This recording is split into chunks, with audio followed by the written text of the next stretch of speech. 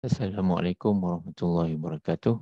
Alhamdulillahirabbil alamin wassalatu wassalamu ala asyrafil anbiya'i wal mursalin wa ala alihi wa sahbihi ajma'in. Allahumma alimna ma yanfa'una wanfa'na bima 'allamtana rabbana zidna ilma. Yang dimuliakan tuan-tuan dan puan sidang pendengar rumah ngaji Sirampai yang dirahmati Allah sekalian. Alhamdulillah kita bertemu lagi pada tengah hari ini yang kita sambung tadabbur kita pada ayat ke-13 surah As-Sajdah. A'udzubillahi minasyaitonirrajim. ولو شئنا لآتينا كل نفس هداها ولكن حق القول مني لأملأن جهنم من الجنة والناس أجمعين. Tuan-tuan dan puan, ayat ini adalah sambungan daripada ayat ke-12 di mana orang-orang yang berdosa, yang kufur di akhirat nanti akan mengadu kepada Allah Subhanahu Wa Taala, Rabbana absarna wa sami'na farji'na na'mal salihah inna muqinun. Wahai Tuhan kami telah melihat, kami telah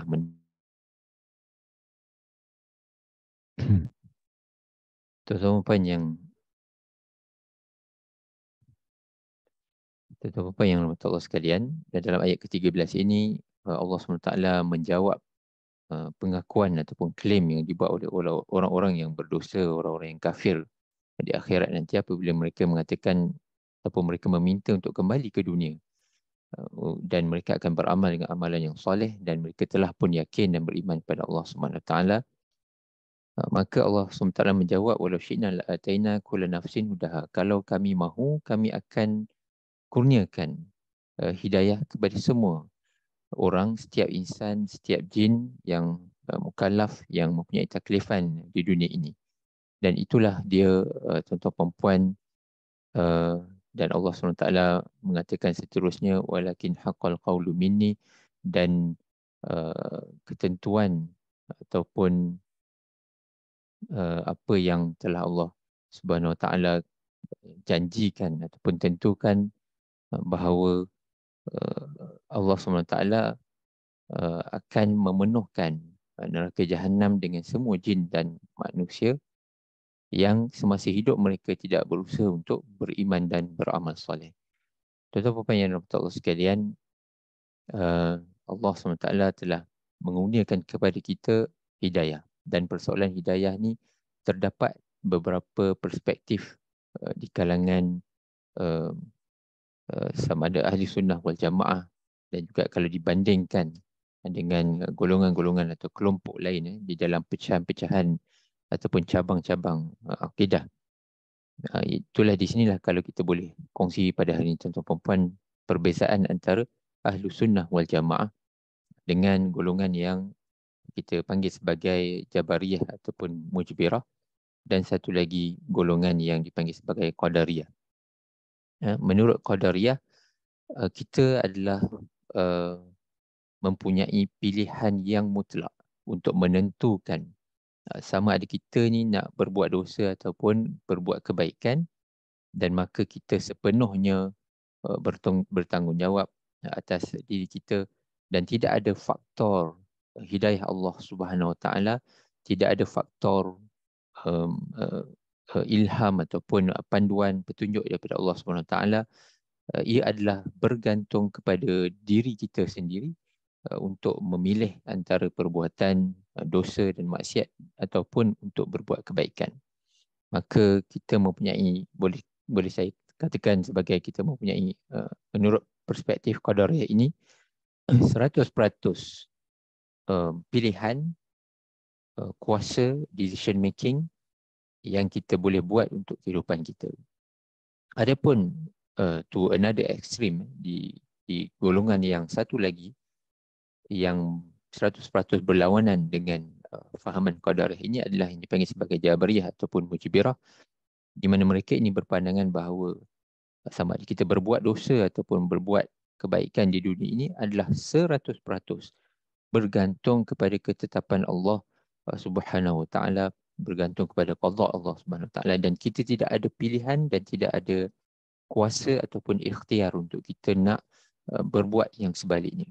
Maka menurut golongan Jabariyah, kalaulah kita ni ditakdirkan sebagai ahli neraka, maka itulah dia, kita akan beramal dengan perbuatan ahli neraka dan akan dibalas dengan neraka.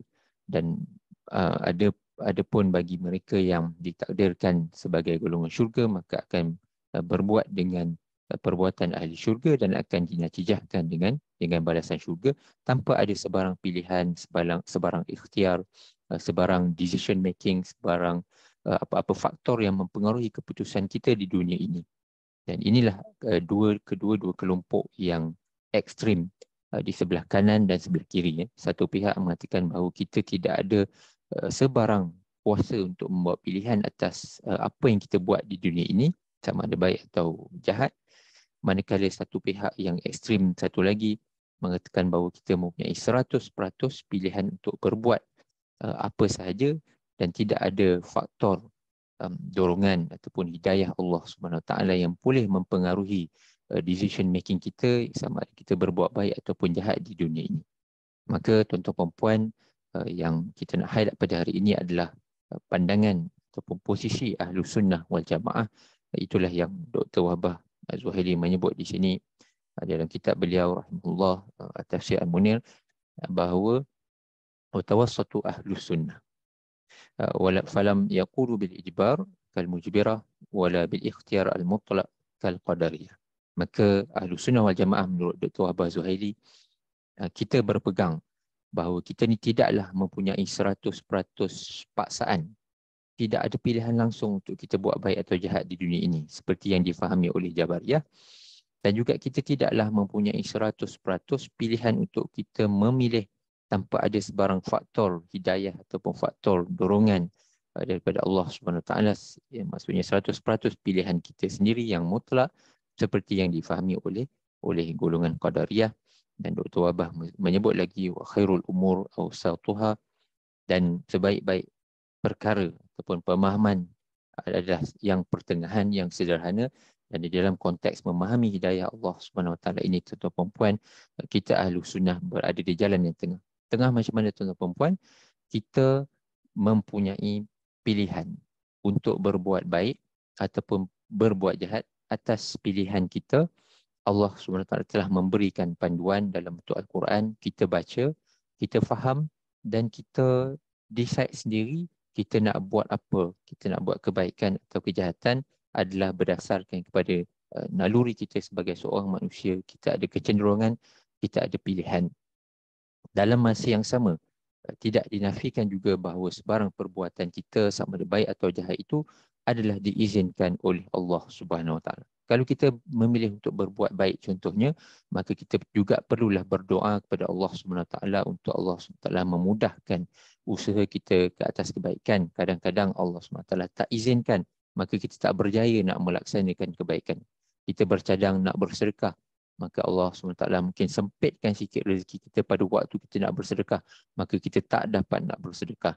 Kita berniat untuk melakukan korban contohnya pada tahun ini, namun Allah SWT mentakdirkan bahawa rezeki kita tidak ada bagi tahun ini, maka tersekatlah kita dengan niat untuk melaksanakan ibadah korban pada tahun tersebut.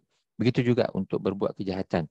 Kalau kita cuba ataupun kita dah plan untuk berbuat sesuatu kejahatan, kita bercadang untuk hadir ke kelab malam contohnya untuk bersukaria, maka Allah SWT mungkin telah mentakdirkan bahawa mungkin kereta kita rosak ataupun mungkin ada ahli keluarga kita yang sakit menyebabkan kita tak penuhi plan kita untuk berbuat maksiat ataupun kejahatan itu.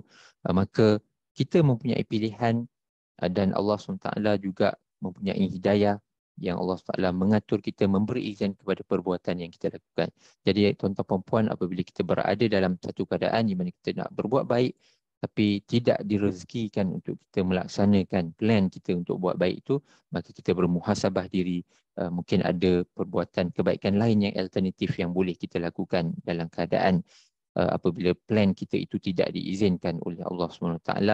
Dan mungkin ada aspek-aspek lain yang kita tertinggal. Contohnya kita nak bersedekah, namun nafkah kepada ahli keluarga kita belum penuhi. Jadi mungkin sebab itu Allah SWT sempitkan kita dan tidak izinkan kita untuk melaksanakan sedekah kita itu. Itu contoh, tuan-tuan.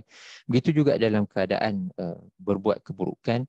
Apabila kita nak berbuat keburukan dan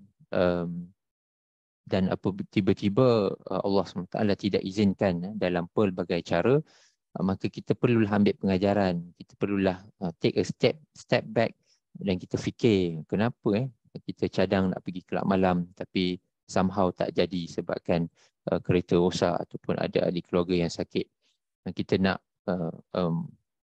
mencuri ataupun mencuri duit, mencuri maklumat contohnya daripada orang, maklumat yang confidential, tapi somehow Allah SWT tak izinkan apabila kita punya pen drive rosak ataupun komputer kita tak dapat nak akses kepada maklumat yang rahsia tersebut, yang confidential tersebut, maka kita perlu muhasabah diri. Itulah dia Allah SWT nak tunjukkan pada kita bahawa kita jangan berbuat dengan perkara tersebut, dan itu boleh membawa kita kepada hidayah Allah SWT. Jadi tuan-tuan dan puan yang Allah sekalian, kita sebagai ahlu sunnah, maka kita berpegang bahawa kita ada pilihan, dan pilihan kita itu boleh juga diizinkan oleh Allah SWT, dan juga kita ada pilihan untuk berbuat jahat, dan itu adalah keputusan kita. Kadang-kadang Allah izinkan, kadang-kadang Allah tak izinkan. Namun sekiranya Allah izinkan kita berbuat jahat, tidak bermakna itu adalah satu perbuatan yang dirodai. Kita akan bertanggungjawab atas kesalahan itu, dan kita akan menghadap pembalasan Allah SWT di akhirat nanti. Akhirnya kita hendaklah sentiasa berhati-hati dalam perbuatan kita, dan kita hendaklah sentiasa memohon hidayah Allah SWT, dan pada masa yang sama kita plan untuk diri kita apakah kebaikan yang kita perlu buat, dan kita plan juga untuk diri kita apakah, kita cuba identify apa dia keburukan, kejahatan yang kita, maksiat yang kita ada buat, mungkin kita tak perasan dosa-dosa yang kita buat, orang-orang yang kita sakiti, kita fikir dan kita cuba letak plan macam mana kita nak berhenti, macam mana kita nak gantikan ia dengan satu perbuatan yang baik sebagai menggantikan perbuatan dosa dan maksiat yang kita buat. Saya sudah.